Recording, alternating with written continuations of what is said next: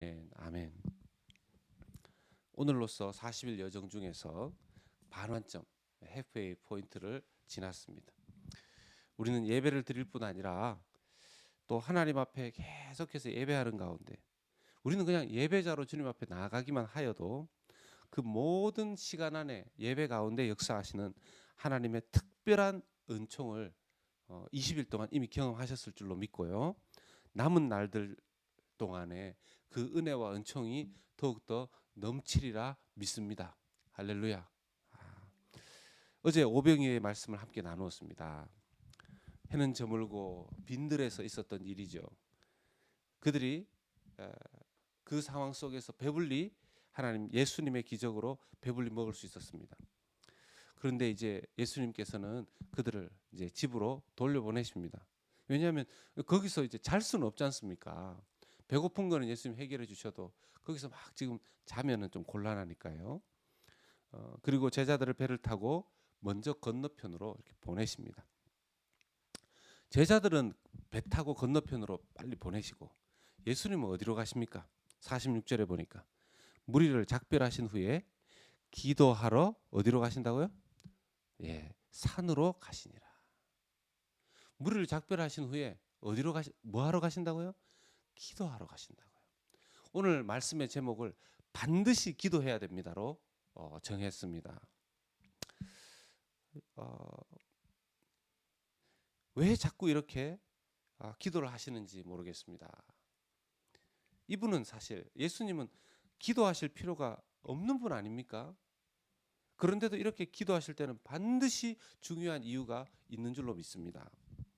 그러던 중에 배로 먼저 보낸 제자들을 보니까 바람 때문에 앞으로 전진하지 못하는 상황이었습니다. 그런데 이 대목에서 이 48절의 대목에서 이분이 예수님이 그냥 보통 뭐 치유의 능력이 있는 자, 그냥 선지자, 또 말씀을 전하시는 랍비 그 정도의 분이 아니라는 사실이 말씀 속에서 드러납니다. 48절 보겠습니다. 바람이 거스름으로 제자들이 힘겹게 노젓는 것을 보시고 밤 사경쯤에 바다 위로 걸어서 그들에게 오사 지나가려고 하시매. 여러분 이 48절의 말씀 여러분들이 하이라이트를 하실 수 있다면 성경에 이렇게 하이라이트 하시면 좋을 겁니다. 굉장히 중요한 말씀입니다. 바람이 거슬렀습니다. 지금 배를 타고 보낸 지 한참이 되었는데 노를 저어서 계속해서 한쪽으로 나가야 되는데 이 노련한 어부들 제자들이 아직까지 건너가지를 못합니다. 왜냐? 바람이 거스르고 있어요. 맞바람이 불고 있어요. 반대바람이 불고 있는 것입니다. 그런데 더 놀라운 건 뭐냐면 지금 바람이 거스러서 힘겹게 노를 저어서 앞으로 전진하고 있지 못하는 것을 예수님이 보았다고 하시죠. 예수님 예수님 지금 어디 계시죠? 무태서. 정확하게 말하면 어디 계십니까? 산에 계십니다.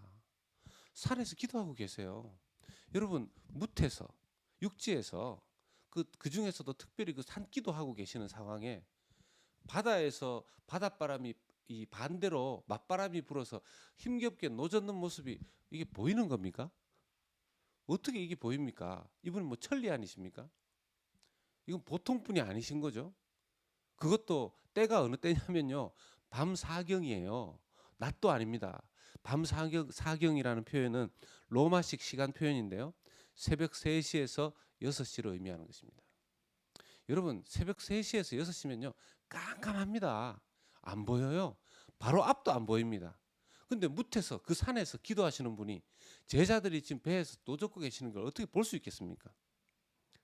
이건 하나님이시기 때문에 보실 수 있는 겁니다. 할렐루야. 여러분 우리의 삶 가운데 우리가 우리의 삶에 수고하며 애쓰며 앞으로 전진하려고 아무리 애를 써도 전진이 안 되는 거. 내 삶이 이렇게 뭔가 가로막혀 있는 거. 하나님 이렇게 아침 저녁으로 일하고 수고하고 함에도 불구하고 왜 내 삶 속에 이렇게 변화가 없습니까? 앞으로 전진하지도 않고 내 영성도 변화가 안 되고 내 인격도 변화가 안 되고 우리 집의 경제적인 상황도 변화가 잘 안 되고 하나님 내 가족의 상황도 내 진로도 인생도 이렇게 다 막혀 있는 것 같고 이렇게 뛰어다니면서 열심을 내는데 왜 이렇게 변화가 안 됩니까? 하나님, 내 상황을 지금 보고 계십니까? 예. 우리 주님께서 다 보고 계시는 줄로 믿습니다. 다 보고 계십니다. 다 보고 계십니다. 왜냐? 그분 하나님이시기 때문에 그래요. 예수님 다 보고 계십니다. 거기에 더 놀랄 만한 일들은 뭡니까?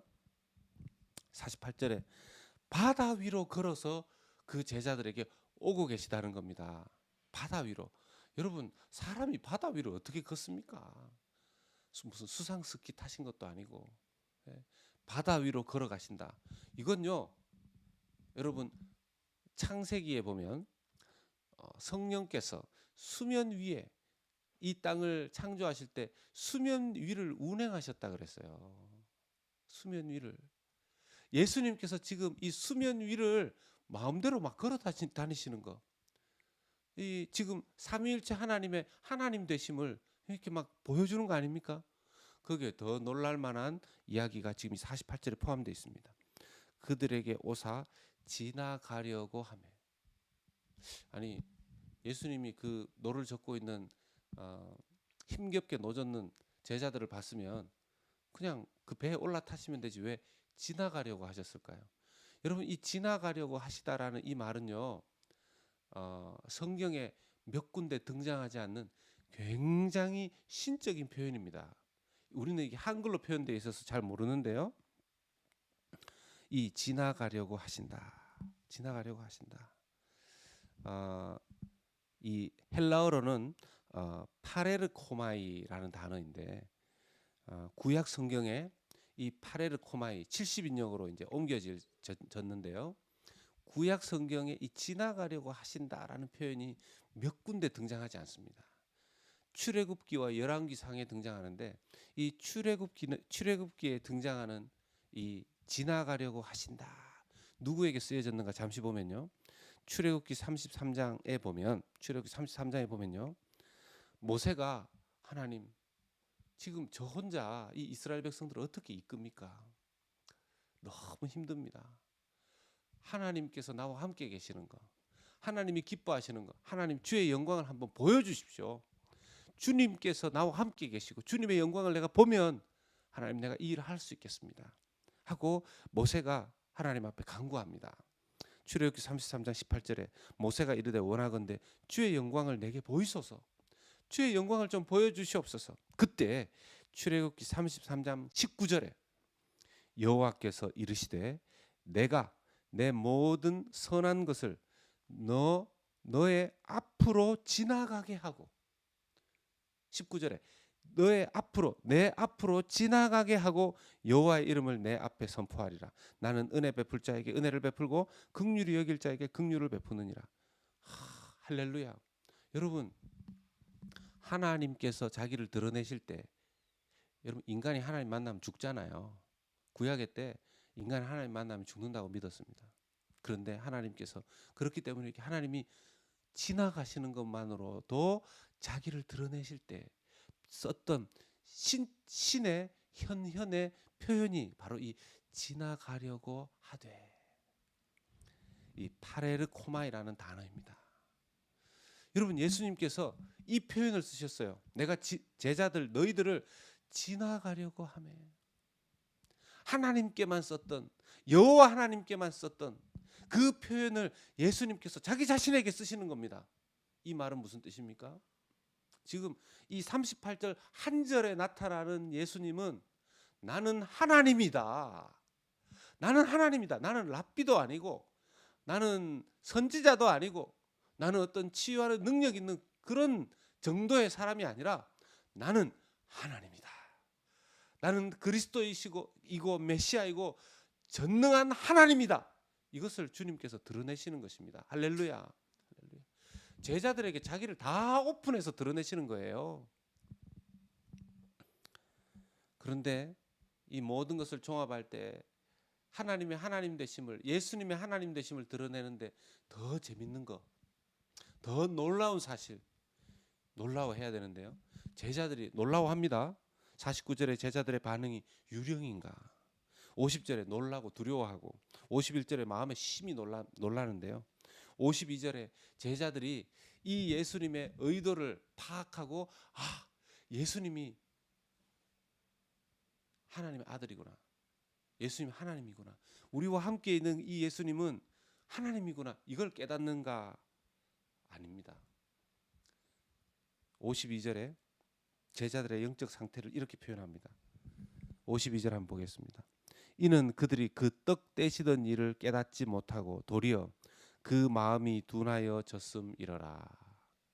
아멘. 여러분, 이미 오병이어 기적을 예수님 베푸실 때 이건 이분은 그냥 선지자 수준이 아니다. 이분은 하나님이다. 이걸 깨달았어야죠. 근데 그때도 깨닫지 못합니다.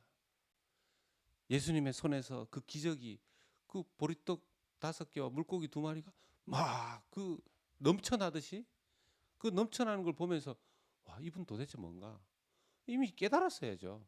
근데 그때도 깨닫지 못하고요, 지금도 깨닫지 못하고 마음이 둔해져 있습니다. 물 위로 지금 걸어오시고 배에 딱 타니까 바람이 딱 잔잔해졌어요. 이건 천지를 다스리시는 하나님이시라는 거 아닙니까? 근데 못 깨달아요. 못 알아봅니다. 대단하죠. 정말 둔합니다. 그런데요, 여러분, 이게 우리 모습 아닐까요? 이게 우리의 모습 아니겠습니까? 내 삶에서 내 삶이 맞바람 치면서 앞으로 전진하지 못할 때, 밤 4경, 새벽 3시에서 새벽 6시 같이 춥고 앞도 안 보이고 힘들 때 내 삶에 찾아와 주신 주님, 두려울 때, 힘겨울 때, 내가 어둠 속에 갇혀 있을 때, 절망하고 낭망해 있을 때 누가 우리의 인생을 풀어주셨습니까? 그게 우연이었습니까? 그게 행운이었습니까? 그게 운이 좋아서 그렇게 됐습니까? 아니면 계속해서 노력했더니만 그게 내 노력의 결과로 이루어진 일이었습니까? 하나님이 역사하신 줄로 믿습니다. 하나님이 역사하셔서 우리가 여기까지 온 거죠. 근데요, 우리 정말 둔합니다. 정말 둔합니다. 하나님이 내 삶 속에서, 예수님이 내 삶 속에서 보이지 아니하시지만 전능하신 하나님의 역사하심으로 그런 일들이 내 삶에 주어졌다는 것을 놓치고 살아갈 때가 얼마나 많은지 모릅니다. 그냥 인간적으로 쓱 보고 지나가는 거죠.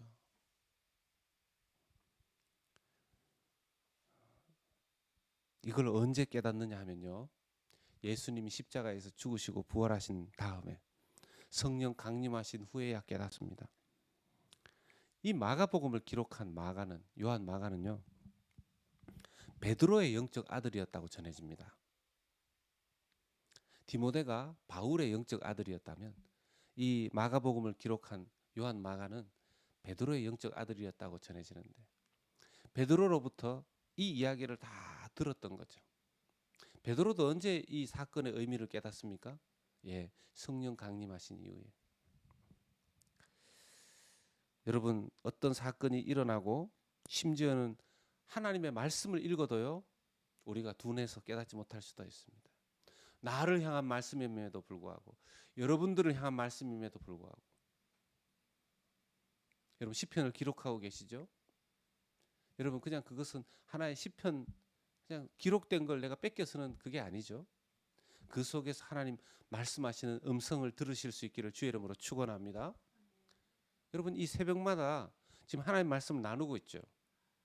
주일날 하나님 말씀을 듣습니다. 그런데요, 우리가 둔해 있으면 그 말씀은 내 말씀이 아니에요. 지나가는 말씀이 돼버립니다. 어떻게 하면 좋을까요? 여러분, 그래서 반드시 기도해야 됩니다. 반드시 기도하시는 여러분들 되시기를 주님의 이름으로 부탁드리고 축원합니다. 왜요? 여러분, 예수님 보십시오. 예수님이 오늘도 자기가 하나님 됨을 드러내시면서 제자들이 이 마음에 둔한 것을 예수님 아셨어요. 그래서 기도한 겁니다. 하나님 성부 하나님과 교제하기 위해서도 기도하셨지만 이 제자들을 위해서 기도하신 겁니다. 여러분 예수님의 사역 원리를 보십시오. 제자들을 부르시기 전에 이 공생애를 시작하기 전에 기도로 시작하셨습니다. 그래서 여러분 특세 때 기억나시죠? 모든 사역은 기도가 선행되어야 합니다. 모든 사역은 기도가 선행되어야 합니다.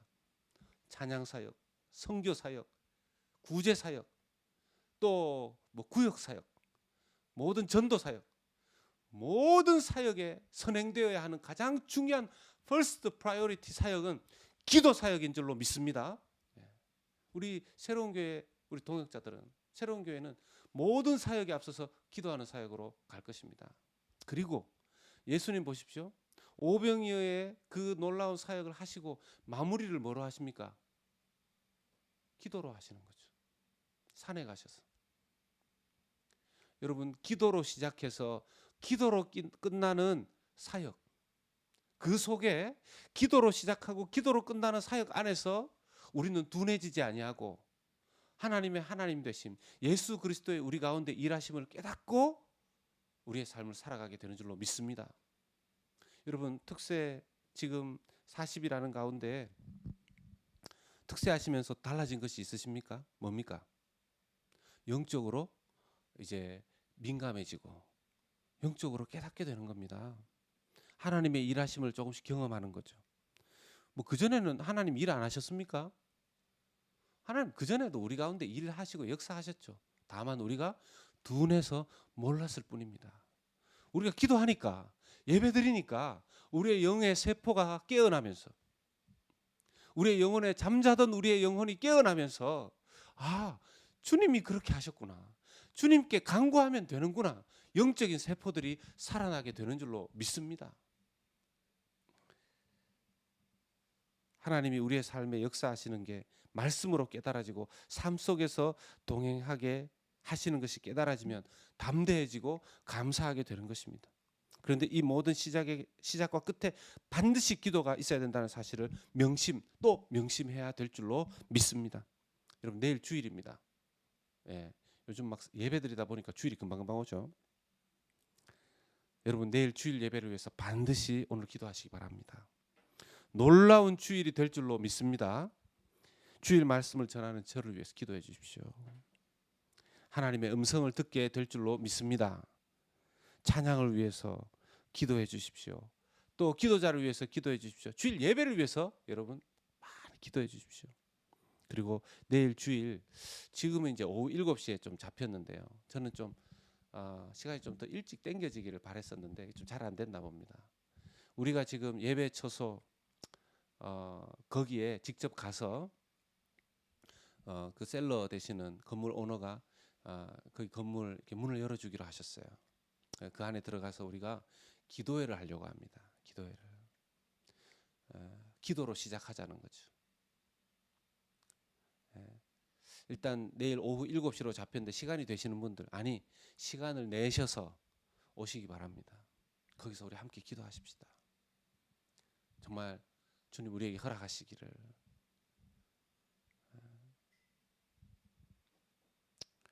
우리가 그 안에 내부도 보고 함께 기도했으면 좋겠습니다. 그리고 그 다음 주에는 우리가 공동의회를 할 겁니다.